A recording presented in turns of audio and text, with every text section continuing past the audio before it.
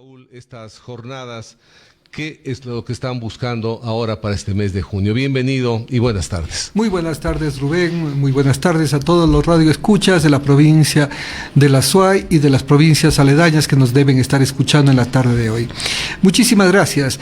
Justamente el Espacio Psicoanalítico Cuenca está celebrando sus 10 años de creación y en tal virtud tenemos las cuartas jornadas de tipo académico que hemos titulado justamente la psicosis y los autismos en lo contemporáneo. El objetivo de esto no solamente es llegar a los profesionales del área de la salud mental y de la salud en forma general, como los pediatras, los neurólogos, sino también a la sociedad, para que entiendan realmente a qué nos enfrentamos. El enfrentarnos a tener un diagnóstico real sobre ciertas dolencias de las subjetividades, nosotros no podemos hablar netamente de trastornos como tal, porque todavía no se ha podido demostrar fehacientemente que estas dolencias subjetivas tengan que ver con factores netamente orgánicos, sino tiene que ver con la subjetividad. Entonces, estamos llegando a todos, sabemos que son jornadas psicoanalíticas, pero que nuestro discurso va a llegar para todos. No es un discurso técnico, porque el objetivo no es llegar con un discurso rimbombante, técnico, que solamente lo puedan entender unos cuantos, sino todos, y de esta manera poder clarificar muchos de los factores que en realidad nos permitirían tener un buen diagnóstico, especialmente en niños, en las diferentes manifestaciones de los autismos. No hablamos del autismo como un solo elemento, porque encontramos variedad, porque nosotros hacemos nuestro trabajo partiendo del uno por uno y no del uno para todos. Es decir, nosotros no aplicamos un chess league de 10 preguntas, resultan y ahí se convierte en un verdadero caos. Nosotros vamos un poco más allá en el asunto de estos temas. Ahora, Saúl, la preparación de todo este evento, ¿qué profesionales van a estar? Ya, básicamente, inicialmente están los miembros y asociados del Espacio Psicoanalítico de Cuenca, que son más o menos un número de 20, y a partir de allí hemos traído algunos invitados tanto a nivel nacional como internacional. A nivel internacional tenemos la presencia de Luis Iriarte, psicoanalista de origen venezolano, estudiado en la Sorbona de París, ¿ya? Y radicado actualmente en Quito. Él nos va a hablar acerca de la psicosis, cómo lo estamos percibiendo el día de hoy, cómo lo estamos trabajando. Por otro lado, tenemos al psicólogo Matías Gómez. Él es especialista en autismo, especialmente en niños y adolescentes con autismo. Él viene desde la Argentina a presentarse. También tenemos a Marta Barros, que es psicóloga clínica infantil con una especialidad en autismo, que también nos va a abordar esto. Tenemos otros representantes de otras áreas que tenemos un acercamiento para poder pensar también todo esto, como es Felipe Webster, que es especialista en neuropsicología clínica, y Priscila Nájera, que es estimuladora temprana, que trabaja con todo lo que son los problemas del desarrollo en niños, más los miembros y asociados del Espacio Psicoanalítico, que también abordarán estas diferentes ponencias en relación a la temática. ¿Por qué trataron ustedes este tema y le conformaron como el Espacio Psicoanalítico? Ya. ¿Qué es lo que buscan? El Espacio Psicoanalítico básicamente es una escuela de formación teórica dentro de la línea del psicoanálisis, partiendo de Sigmund Freud, que es el padre del psicoanálisis. Luego llegamos a Jacques Lacan, que es el que le da una continuidad a una lectura diferente, partiendo que el sujeto es un ser inconsciente. Más allá de la conciencia que podamos tener, nuestros síntomas, nuestra vida psíquica se maneja por lazos de tipo inconsciente. Y cada vez esto se vuelve mucho más fuerte, mucha más demanda de pacientes para ustedes. Indudablemente, la demanda, digamos de esta manera, cuando no encuentran la solución donde el médico, recurren donde el chamán o la bruja. ¿Cuál es el problema que presentaría? Demos para que nos puedan entender. ¿Qué problema? Dolores, por ejemplo, intranquilidad, falta de sueño. Ya. Y un sinnúmero de elementos. Sí, todas esas son manifestaciones que podemos encontrar tanto a nivel orgánico, fisiológico, pero todo eso está acuñado por la vida psíquica. Vamos a ver una cuestión tan sencilla y tan simple como en 1890, por ahí, Freud ya diagnosticó la fibromialgia, que hoy está en pleno auge. ¿Cómo lo tratan hoy la fibromialgia? Con antidepresivos, ansiolíticos, una serie de terapias, pero todos coinciden que no tiene cura. ¿Por qué? Porque tiene más bien que ver con la cuestión de la vida psíquica de las personas, con las emociones. Como se dice en el argot popular, son las emociones atrapadas en el cuerpo que no le permiten alcanzar una salida. Porque nosotros, al ser seres corpóreos y al ser seres psíquicos, también nos vemos afectados. Todo el mundo habla del estrés, habla del burnout, pero lo decimos, pero ¿en dónde lo sentimos? Lo sentimos en el cuerpo, porque lo psíquico está relacionado con el cuerpo. Hay enfermedades o dolencias más que enfermedades como nosotros lo vemos, como la anorexia, la bulimia, que tiene que ver con las emociones. ¿Ya? Vemos una persona que está totalmente deprimida, con esas depresiones terribles. ¿Ya? Hoy dice, soy deprimido, va a tomar su medicación y asunto resuelto. Eso no resuelve nada, está dopado, pero la depresión está allí. ¿Pero qué ocasiona la depresión? Nosotros lo que menos queremos saber y lo que menos tratamos de transitar es sobre aquello que nos armó nuestra vida psíquica y lo que nos afectó. Voy a poner un ejemplo muy violento, pero que es lo que estamos viviendo en el hoy por hoy. ¿Ya? Llega una persona con una terrible depresión, que no puede dormir, estados de angustia y todo eso. Generalmente se le da medicación para el sueño, para la ansiedad, para la depresión y historia terminada. ¿O dónde está la historia del sujeto? ¿Por qué? Cuando comienzan a hablar de su historia, por ahí dice, yo fui violado, fui violada de niño. ¿Y qué es lo que se dice generalmente? Ya, supéralo. Ya pasó, ya, supéralo. No, es que no hay cómo superar aquella subjetividad de que no tiene que depender del hecho como tal, el suceso como tal, sino cómo fantasmatizó el sujeto aquel evento que lo podemos llamar traumático. Eso, no hay pastilla que nos borre nuestra historia. Nuestra historia tiene que ser releída, recontada. Por eso a mí cuando me preguntan muchas veces ¿qué es el psicoanálisis? Se me hace muy difícil explicar qué es el psicoanálisis, pero cuando salió la autobiografía de Gabriel García Márquez, encontré la frase perfecta para explicar qué es el psicoanálisis, porque él tiene una frase con la que inicia su autobiografía que dice: la vida no es la que uno vivió, sino cómo la vivió para poderla contar. ¿Cómo la recuerda para poderla contar? ¿Por qué? Porque lo que uno vivió es un suceso estático, dado en el tiempo, pero que conforme va pasando el tiempo, van pasando los elementos, hay una serie de elementos que uno va subjetivando, va cambiando, va armando su propia historia, y una vez que se lo cuenta, de lo original que fue, hay un cambio. Solamente hay que recordar cuando hay hijos que dicen: ¿te acuerdas cuando me maltratabas, papá? ¿Te acuerdas cuando me maltratabas, mamá? Y los padres se quedan atónicos frente al hijo, que dice: no, jamás te hemos maltratado. Lo que dicen esos padres es real y lo que dice el hijo también es real. ¿Por qué? Lo que dicen los padres es de la vivencia de ellos y lo que dice ese hijo también es de su vivencia subjetiva. Porque el niño puede que haya recibido demasiadas bondades de los padres, un afecto desmedido de los padres, que el niño lo tomó como violencia y agresión. Entonces lo que él recuerda es una agresión, más no esa voluntad de afecto, de cariño, de ser padres dadores, no lo mira así. ¿Y cómo podemos reconocer eso? A través de la propia historia del sujeto que lo va contando, lo va construyendo, para encontrar una nueva verdad. Hoy, pleno siglo XXI, tenemos las múltiples formas de llegar a la comunidad a través de la radio, las redes sociales. Hemos cambiado. La radio está, desde que fue inventado la radio, nunca va a desaparecer, porque es parte de un pueblo y nos cuentan historias. Y con esto quiero decir, hemos de recordar ya hace muchas décadas la Noche de los Giles. ¿No es cierto? Toda una ciudad colapsó ante una historieta de que venían los extraterrestres. Ya, salió la gente desesperada a las calles, etcétera, etcétera. ¿Por qué? Porque se cree una historia, pero nunca vemos el trasfondo.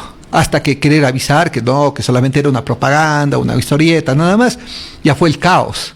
Y se convirtió en la Noche de los Giles, ¿no es cierto? Conocida en nuestro terruño cuencano, la Noche de los Giles. Entonces, también eso pasa en la vida psíquica.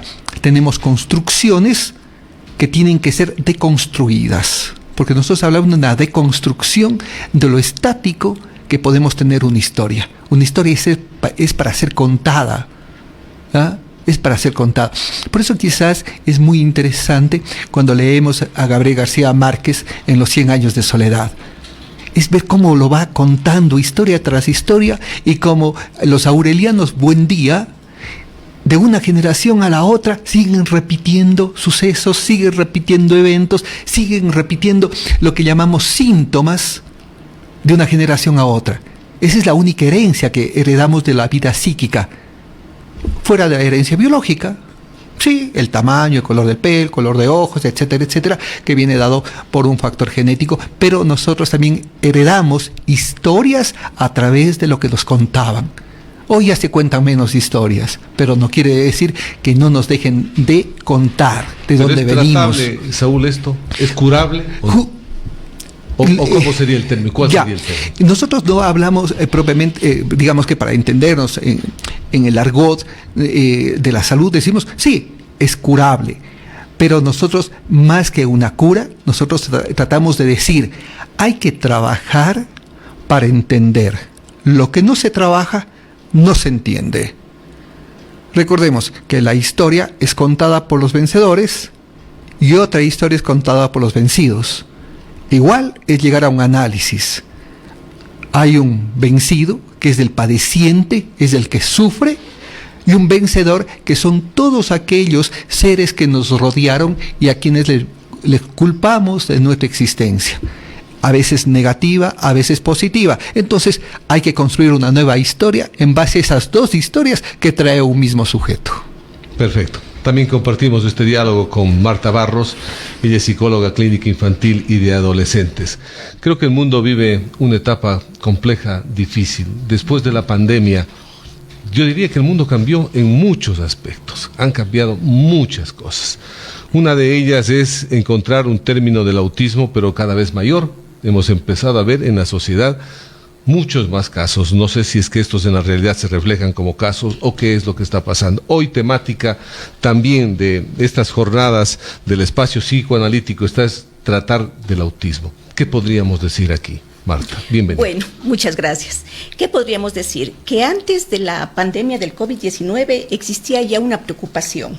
Desde el campo psicoanalítico y de quienes hacemos la clínica psicoanalítica ya había una preocupación por el tema de los diagnósticos o sobrediagnósticos de TEA, que es el trastorno del espectro autista, o del conocido TDAH, que es el trastorno de hiperactividad y déficit de atención.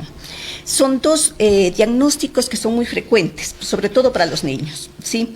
Entonces había una preocupación constante y luego de la pandemia del COVID-19 sí ya se ha desbordado demasiado. Realmente para la percepción profesional dentro de la parte de atención clínica existen demasiados sobrediagnósticos. Muchas de las veces vemos y notamos conductas en los niños y estamos ya patologizando. Si un niño se mueve mucho, si un niño es muy callado, si se mueve mucho el niño ya es hiperactivo. Si está callado, tranquilo y jugando con sus dinosaurios o con sus carritos, ya tiene autismo. Entonces tenemos que tener mucho cuidado en lo que nosotros mencionamos, sobre todo en el ámbito psicológico y educativo. Es una gran preocupación y por eso nosotros hemos denominado a nuestras jornadas autismo y psicosis para poder dar un análisis de cómo hacer un buen diagnóstico. Un diagnóstico es interdisciplinario, esto tenemos que tomar muy en cuenta. Yo como psicóloga clínica infantil no tengo la última palabra en un diagnóstico. Un neuropediatra no tiene la última palabra. Una estimuladora temprana o un fonoaudiólogo no tiene la última palabra, sino que tenemos que trabajar en conjunto para poder mirar la singularidad de ese niño. la historia de él y la historia de su familia, para luego de eso poder dar un diagnóstico. Y es por eso que justamente acá en las jornadas tenemos varios profesionales de las diferentes áreas para poder trabajar en conjunto y armar una teoría, armar un camino clínico para poder dar soluciones a las familias. Porque realmente yo siempre digo, el tema aquí ya no solamente es el diagnóstico del niño, sino el tema es familiar. Rubén, imagínese una familia cuando llega un profesional y muchas de las veces de manera antiética, en una hora, con un test, le diagnostica a un niño autismo. ¿Cómo puede ser, por ejemplo, le consulto y discúlpeme que le interrumpa, cómo le puede diagnosticar a un niño de 1 año, 8 meses o 2 años con un test? ¿Se puede? No, o sea, no comparto esa práctica. Existe la práctica, puede haber, y muchas personas pueden decir que sí, pero yo no comparto la práctica que con un test ninguna patología se puede o ningún trastorno se puede diagnosticar con la aplicación de un test. Atrás de un diagnóstico psicológico, lo hablo desde la profesión, tiene que ver muchas cuestiones. Primero, en los niños, tiempo. Por ejemplo, en Francia, para hacer un diagnóstico de autismo, lo hacen durante un tiempo de 1 a 2 años. ¿Por qué? Porque necesitan observar en el niño el desarrollo, necesitan aplicar algunos métodos y técnicas para que el niño vaya madurando, desarrollándose, y luego de eso diagnostican. En nuestro medio, Rubén, le digo así porque tengo conocimiento, en 1 hora de consulta, aplicando un test, o muchas de las veces van a las escuelas y masivamente aplican un test que es muy famoso para diagnóstico de autismo y les entregan a los profesores y a los padres de familia un informe donde dice que el niño tiene autismo o TDAH. Y le dicen grado 1, grado 2, grado 3, grado 4. ¿Qué implica esto, por favor? A ver, de ahí cuando hablamos de los grados vamos hablando como en escalas de gravedad. Por ejemplo, anteriormente el DSM-4 tenía diferenciado lo que es el autismo, sí, como el trastorno del espectro autista, y tenía el Asperger, que muchas de las veces se decía el niño no tiene autismo, pero tiene Asperger. Actualmente, en este manual, que es quien determina científicamente dentro de la ciencia, los trastornos, ya no se habla del Asperger, sino se habla de los autismos grado 1, grado 2 y grado 3, poniendo ahí el nivel de gravedad. Por ejemplo, niños que generalmente ahora, niños que juegan un juego que tiene persistencia, o niños que no hablan mucho con otros o quieren trabajar solos, ya tienen un tipo de autismo. Hay niños que no se comunican con absolutamente nadie, que no nos puede contestar, ya tiene otro grado más grave. O sea, son 3 grados que se van clasificando, ¿sí? Y que se van trabajando sobre eso. Pero le quiero comentar que dentro de la parte del psicoanálisis nosotros no nos fijamos mucho en el tema de etiquetar o diagnosticar, sino que vamos a trabajar primero con el niño, con el síntoma del niño, para yo siempre digo que el niño, para hacer un diagnóstico, es como una cebollita que uno va sacando las capas para ver con qué síntomas se queda. Muchas de las veces no se hace diagnósticos diferenciales y se apunta únicamente como si existiera el único diagnóstico, que es el autismo. Pero hay muchos otros diagnósticos, por ejemplo, un retraso en el desarrollo del lenguaje que puede existir. También puede ser la personalidad propia del niño, ¿no? Que es introvertido, que no le gusta sociabilizar y que muchas de las veces le gusta jugar solo. Entonces, son conductas que sí, uno debe observar y debe acudir al profesional, pero no siempre a etiquetarle como un trastorno. Ahora, Marta, ¿cómo definir, por ejemplo, en el caso de los padres de familia? Ustedes ya son profesionales y se hace mucho más fácil. ¿A quién debería acudir?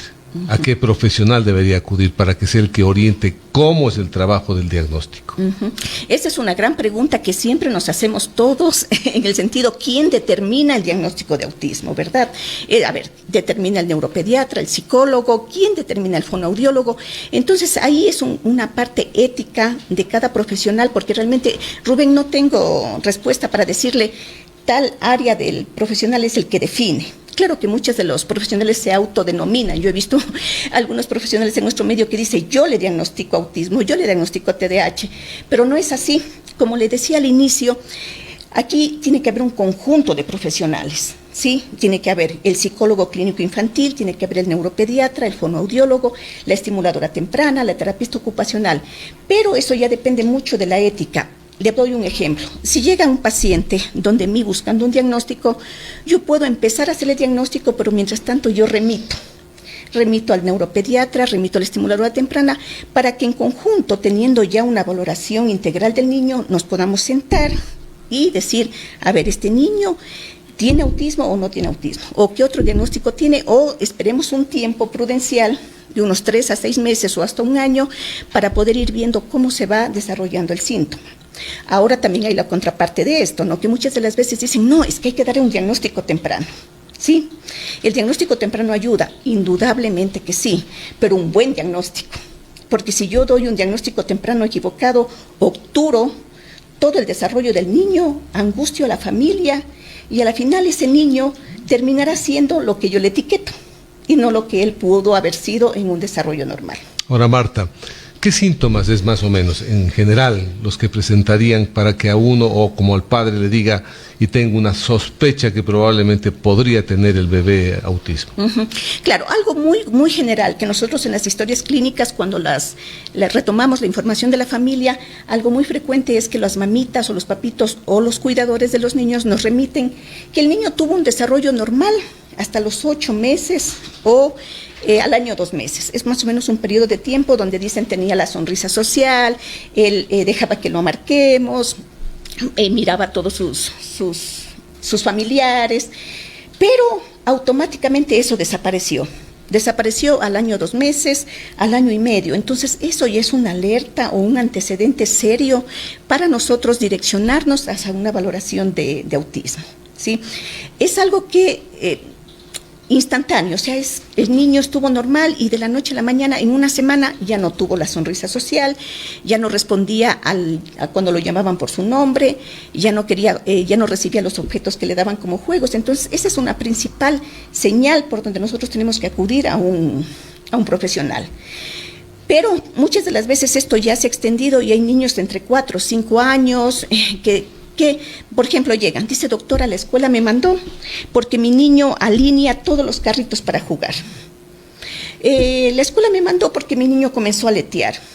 Entonces, realmente muchas de las veces estos son pseudos, digamos un poco como pseudo síntomas que las personas, porque leyeron tal vez en alguna página de Google, ya se alteran y comienzan, creo que mi hijo tiene autismo. O por lo general las maestras, que son las que están más cercanas a ellos, creo que su niño presenta rasgos de autismo. Entonces, hay que tomar esto muy en serio, sí, muy en serio, porque no podemos poner como yo sé decir, a la familia en un viacrucis, porque comienza un viacrucis, sí, porque los papás, lógicamente, cuando escuchan la palabra autismo, se asustan mucho, sí, pero hay que saber acudir a los profesionales adecuados y sobre todo siempre, yo recalco en las entrevistas, papitos, mamitas y maestros, busquemos equipos interdisciplinarios, sí, o sea, no nos aferremos únicamente a un solo diagnóstico de un solo profesional.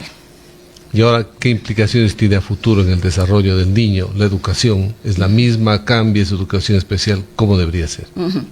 Es una pregunta muy importante. Ahora, ahí cuando usted hablaba de los grados de autismo, es importante también el momento de que uno hace un diagnóstico, también mirar en qué grado se encuentra. Eso nos ayuda muchísimo. ¿En qué sentido? En no discapacitarle al niño. Eso también es muy, muy importante en nuestro medio, el no verle al niño que tiene autismo como una discapacidad, que desde la parte médica y científica lo quieren ubicar ahí.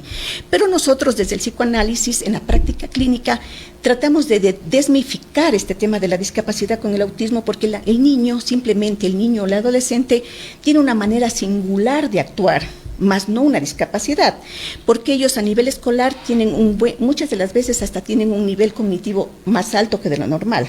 Entonces, el año pasado tuvimos la suerte, digo así porque realmente me ayudó muchísimo, de estar con Saúl en un congreso en Medellín sobre autismo, donde nos encontramos ya con jóvenes autistas que eran politólogos, sociólogos, psicólogos, ¿sí?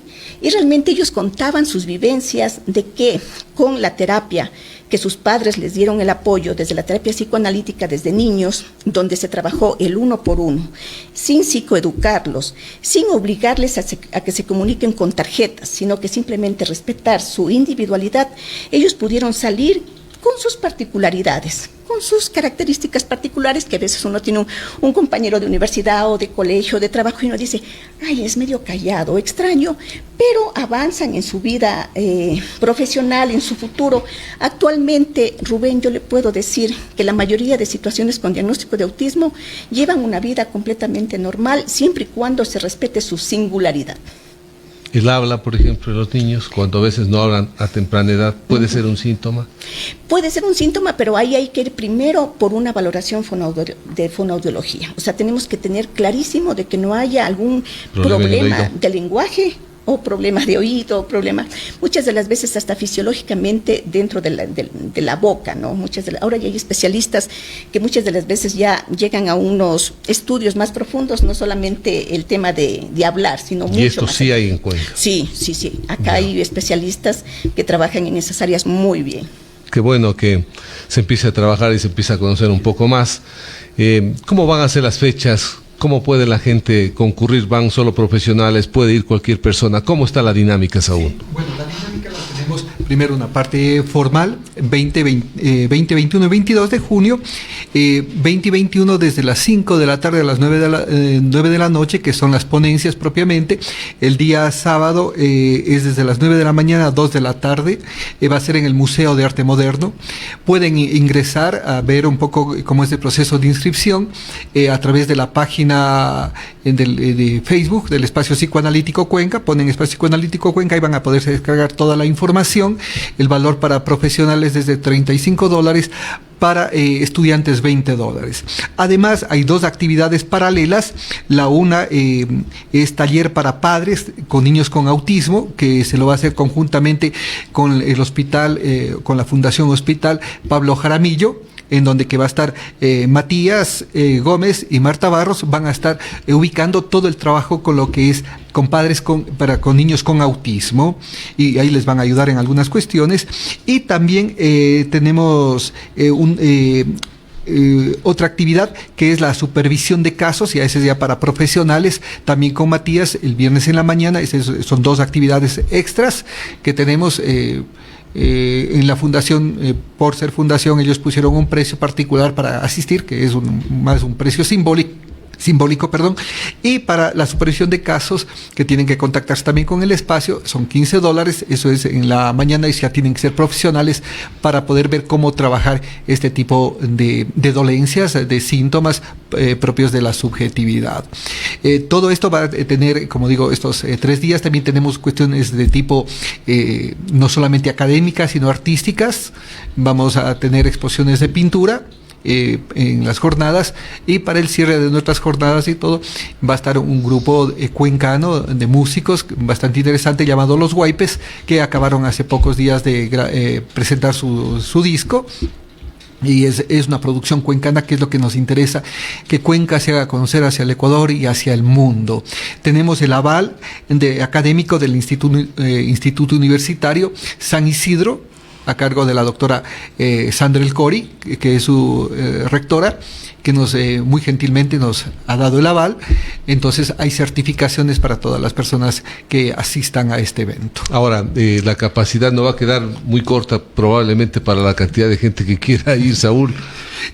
Sí, lamentablemente el espacio del museo es pequeño. Exacto.